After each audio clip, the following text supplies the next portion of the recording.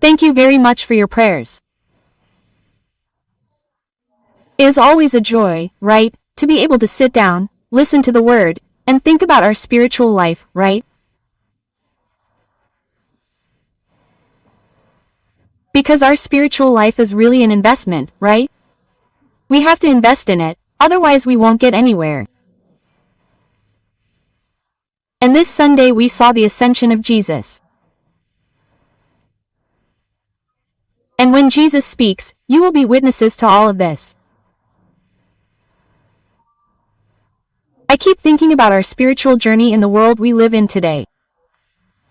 Today, the world looks at us, who are the rest. When I say the rest, I mean the rest who believe, right? It's the rest of the Christians, right? We are part of the pagan world. If you stop now and think about your work environment, how many profess their faith, right? So, today the world looks at you to know, it's not just about Jesus, it's not that. Everyone has heard of him, everyone has heard of the Son of God who came into the world, but it's to know how it is. That the fact that you believe acts in your life. This is what people want to know. What is the effect of faith in your life? How do you manage to face the challenges of each day? The frustrations, the demands, the sadness, the losses? How do you live with this? How do you live with everything that comes your way? This is what they want to know. Jarda says, Christian, it's been over 2,000 years since Jesus came. What are you doing with hope? Quote. Okay? So, how can we radiate faith? How can I live through all the conflicts, all the challenges, all the demands that you had today? How did you react to each one of them? What guided you? Do you understand? Our life, more than the word, has to bear witness to the one who sustains us. It's not easy, because it bears witness that Jesus is alive. It's easy when life is good. Okay? When everything is fine, everyone has a job, everyone is healthy, right? Money in the bank, everyone is out and about. Of course God exists. Take one thing away, how do we react? Do you know that one day we will have the capacity of Maria Teresa? Maria Teresa said that she was grateful. She was grateful to God for everything that God took away. I said, oh my God, if I get to this, have mercy, right? So we need to pay attention to this, right? How is it that today, if people look at my life, it's not that Christians are better than anyone else. We are not better than anyone else. We just have a way of acting that is different from others. Why? Because the values that will guide my life are what Jesus taught. That's it. So, I will always have hope. I am anchored. My hope is anchored, not here, it is in heaven. And that's where it is anchored. In Jesus. So, it will never end. But do we have the condition to accept this and to truly live the decisions, the things that life brings, showing who is the reason for our support?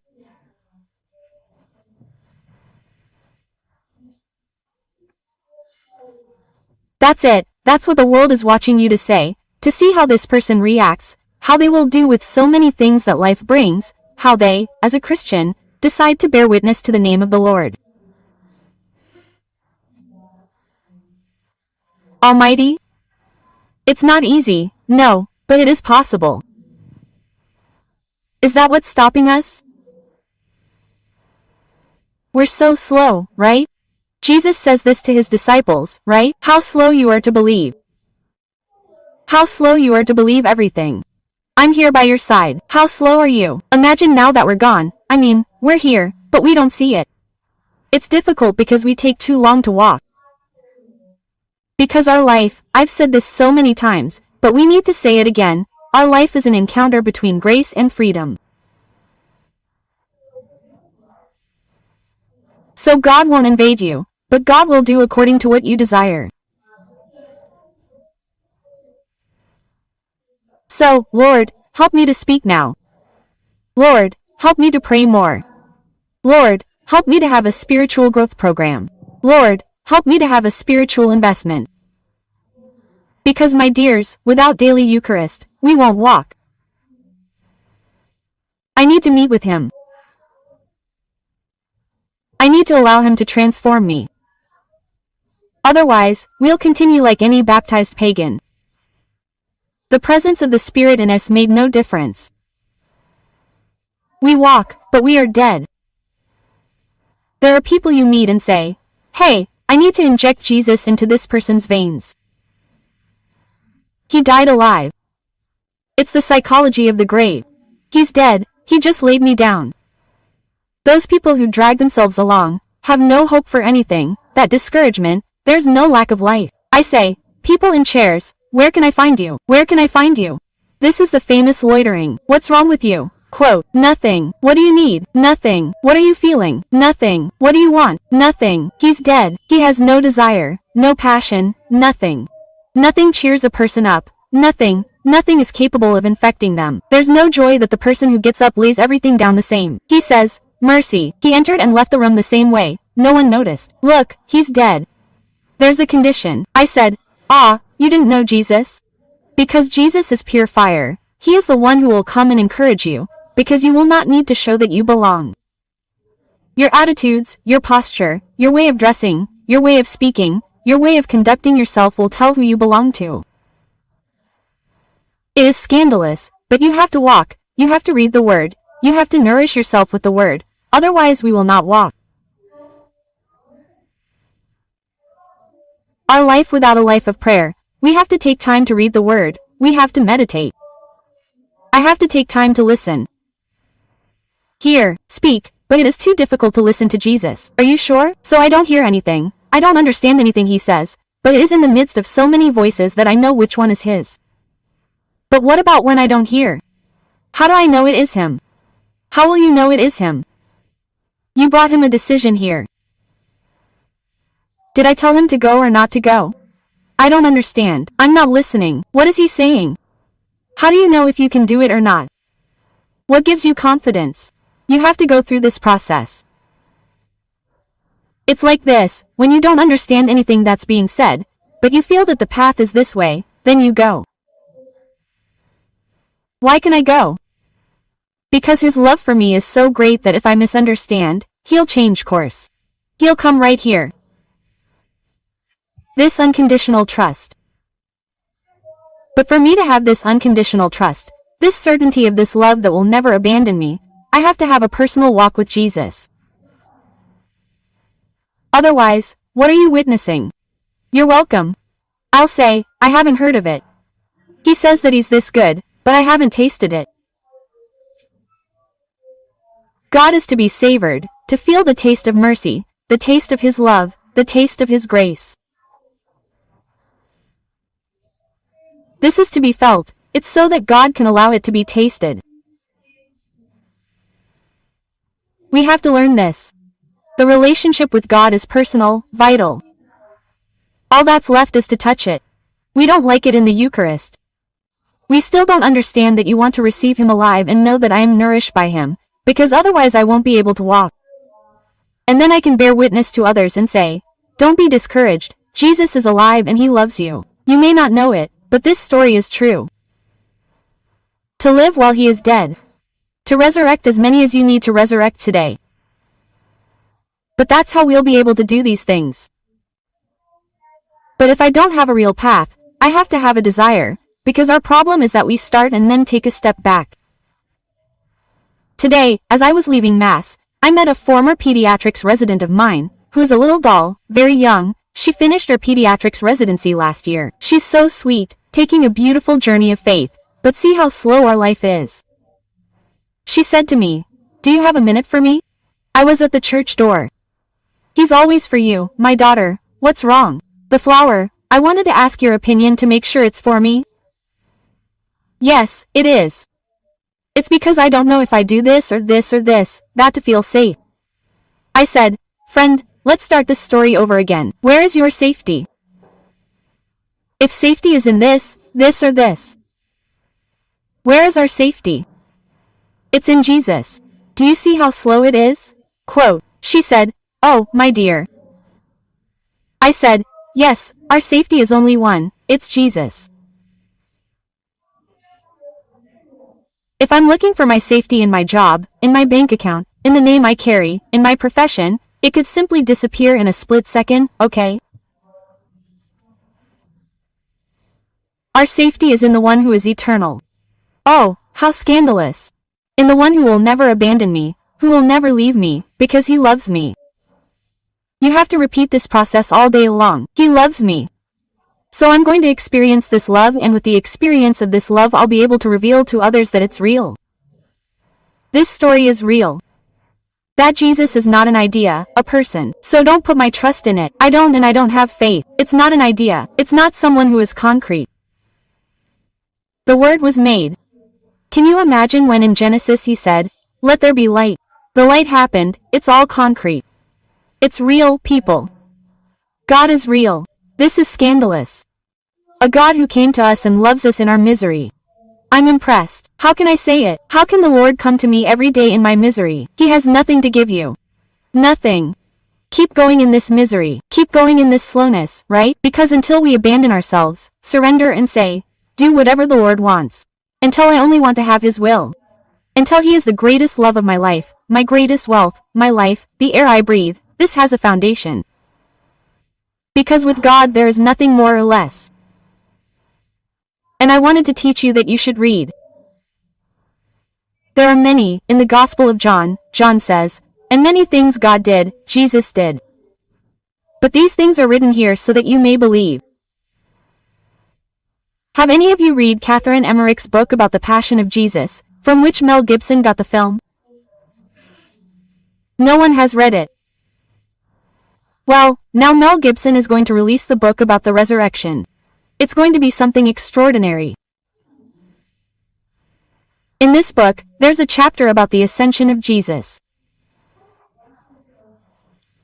So there are things you have to read.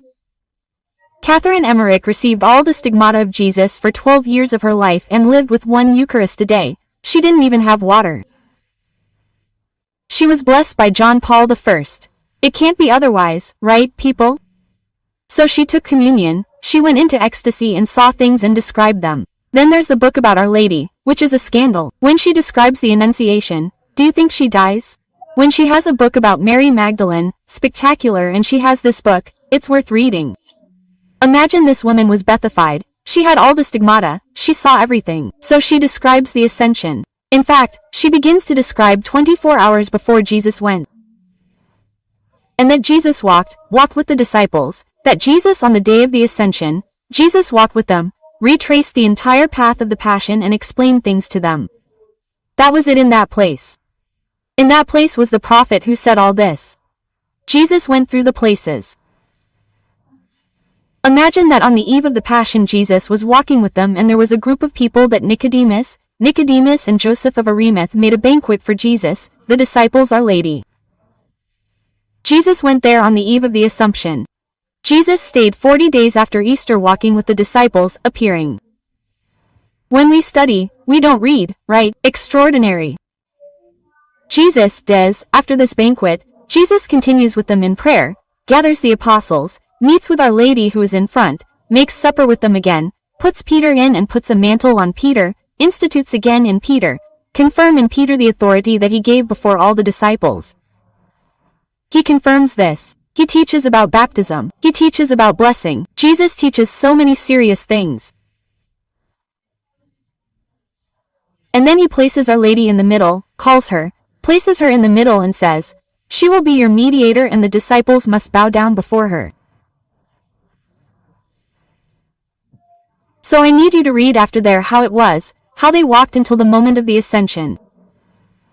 It's beautiful. How is it that? How does he say goodbye to Lazarus who was in hiding, right? He stayed hidden at home, because if he showed up you would kill him because it was proof, right? So, how did he live through all of this, right? You need to read other things to add to it, because it's a literature that was written by a woman who was beatified. So, you can read this without fear of making any mistake, right? You can read it, it's worth reading. How was this farewell? How much the disciples cried, how much they were distressed, and the only person who wasn't crying was Mary. Jesus said, "Why are you crying? Look, my mother, she's not crying." But you can imagine the anguish they were saying. What will it be like after he's gone? And he said, "But I'm not going. I'm going back, and he and I will manifest ourselves in another way." And that's what we need to learn again.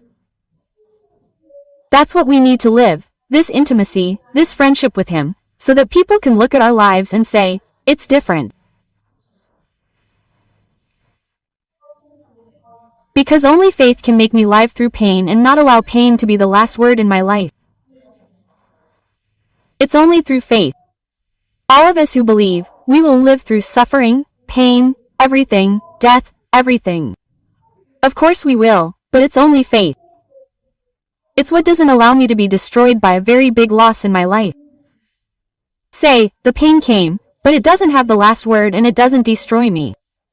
I continue because of him. He's the one who sustains me, he's the one who lifts me up, he's the one who puts me on my feet and says, courage. No, it's not over. The story is not over. That's what we have to have. But supported by whom? By him, by his word. It is this certainty that nothing, that death does not destroy us, that suffering does not destroy us. He can, that before him, anything that seems to be over generates life. That all depression is embraced by him.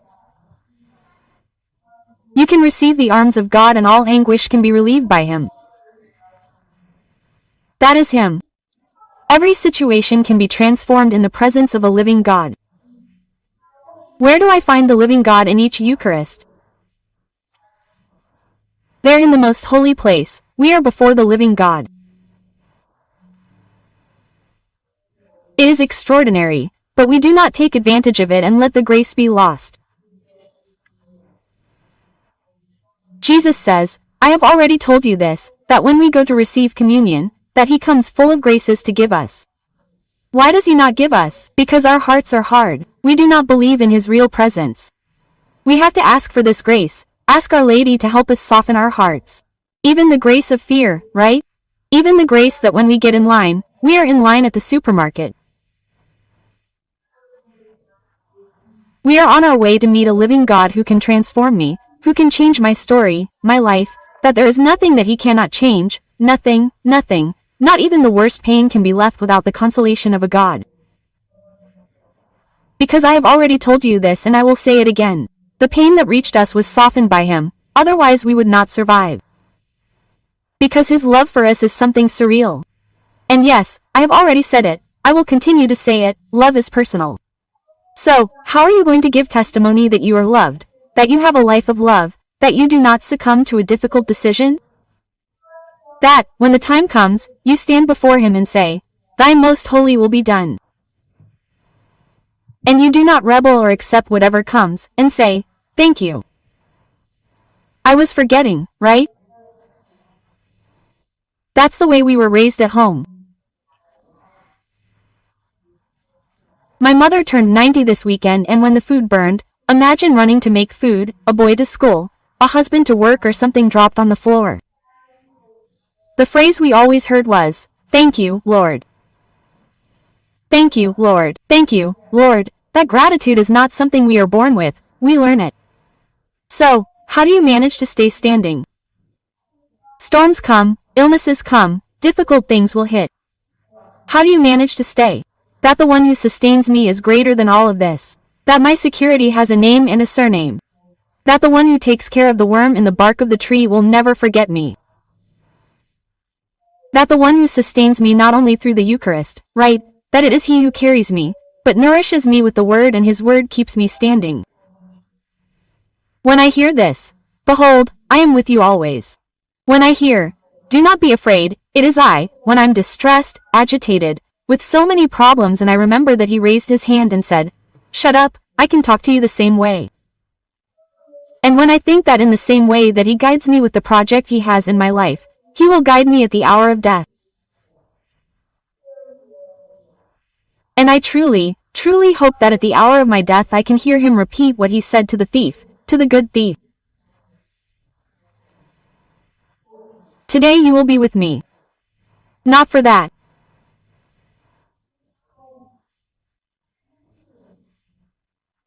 If it is not in this faith that sustains us, that gives us assurance of what we go through, it is not over, that his promise is absolutely enchanting, that leaves us speechless, because isn't it too wonderful to know that we are invited to my life, which is eternal, and that the drop of life, that what we live here is very small, and that he will give us the grace of not letting us be worried about what is happening now only, but that he will open our eyes to this ascension.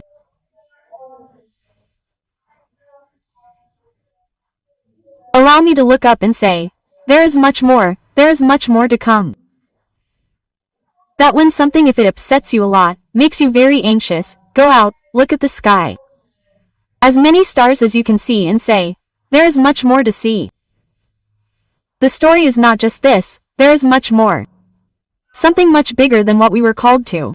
I was not made to look at my shoe registration. He told me to look at the sky. There is much more to come. Look at the moon, look at the things he created and say, there is much more to come. There is an eternal God who takes care of me, who loves me. Bear witness to this with your serenity, with your peace that transcends anything. Be able to live whatever you have to live. The world is watching us. How do these people cope? Because of him. It's that simple. But how do they live? How do you know? I believe in his words when he said, I will be with you every day. In that God who transformed everything for us, who takes care of us. So, hold on to this and ask him for grace and go ask Our Lady for her intercession to help us on our path. Say, help me, Lady. I want to make a real path. I don't want to start and stop. Although God has infinite patience, it's because I'm afraid that time won't be enough. And I say to him, thank you for not giving up on me. Thank you for continuing to insist with me. Thank you for showing me so much care, so much zeal that sometimes it takes away our speech. Thank you for being so delicate, so attentive, so sweet in this sweetness that he allows us to taste this honey that he is sweet. God takes care. Thank you for leaning down and coming to me and talking to me. This is a surreal thing. Thank you for listening to my miseries, for me crying. And only you know why I cry. You even keep my tears. Thank you for sitting down. Lord, do you know why I'm sitting down? Lord, I get up. Do you know because of what? Lord, you know everything I feel, that I think, that I say. Yes, this love drives us crazy. For us to look and say, how can we deserve this? We don't deserve it. He is love, but he invites us to live this adventure with him. What I told you last week, there is no adventure with Jesus. There is no card. There is no insurance policy, okay? It is an adventure, but it is enchanting. So, may God grant us this grace, right, of us first converting and not taking too long. Ask him to take away everything that holds me back, regardless of whether it is a rope or a nylon feed, but that which prevents me from launching myself and speaking, I believe, and living from what you believe and taking action based on what you believe and speak. You do this because of what? Because of Jesus. But Jesus is Jesus. And about 15 days ago a father spoke to me in the office. Dr. Filó, can I ask you a question? Yes. Could you give me, if you don't mind, the vitamin that you take?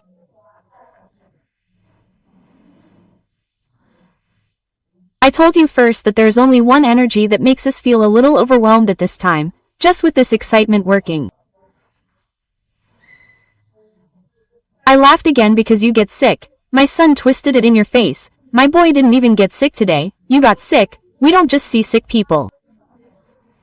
What's the secret? Sir, did you get vaccinated? I said, I got vaccinated for the flu. No, but you have to have one more little vitamin that you just take. No, you don't. I said, I'm going to be very honest with you, sir. I don't take any vitamins. But I think I can explain it. You can just tell me. I can. I have the grace of daily mass and I receive Jesus alive every day. He said, "Oh," I said, "it's because of your error that you don't walk. It's your unbelief that doesn't let you move forward. The day you believe what I tell you, you will see how extraordinary it is to walk before a living God. But you have to want it, because our life depends on our freedom." For me, this is one of the things that most enchants me about God. He creates each one of us. He has a scandalous plan for each one of us, if we want it. And he says, "But you are free." This is scandalous because I can talk to him. I don't want anything to do with you, or I can talk, I want to live with you. And he waits and accepts any decision we make. You have to love him very much. It has to be an extraordinary thing to talk about if you want. Isn't our God wonderful? It is. But I want you to have this passion for him so that you can bear witness to this God of love. And I want to end with the poem by Antoine Francoeur. Antoine, I've already spoken to you about this. The Archbishop who will be a saint will be a saint. His canonization process is underway. I've already told you, one of his books is called 5 Loaves and 2 Fishes. He was in prison for 13 years, where there were no windows. And he wrote this poem, and I want to end with it, along with the excerpt from the letter of Corinthians, which says, "Only God can give faith, but you can give your testimony.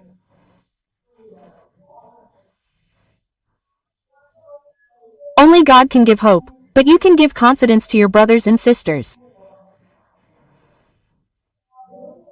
Only God can give love, but you can teach others to love. Only God can give peace, but you can spread seeds of unity. Only God is the way, but you can show it to others. Only God is the light, but you can make it shine in the eyes of all. Only God is life, but you can give others the will to live. Only God can do what seems impossible, but you will be able to do what is possible. Only God is sufficient in himself, but he prefers to count on us." In the letter to the Corinthians, first letter to the Corinthians, chapter 16, verse 13, I want to close with this phrase. And he says, "Stand firm in the faith. Be courageous, courageous, and be strong." May Our Lady intercede for us to help us to stand firm in the faith, with courage, with fortitude, which is one of the graces, which is one of the gifts of the Holy Spirit. And may there be nothing, no pain, no suffering, no loss, nothing. Yeah.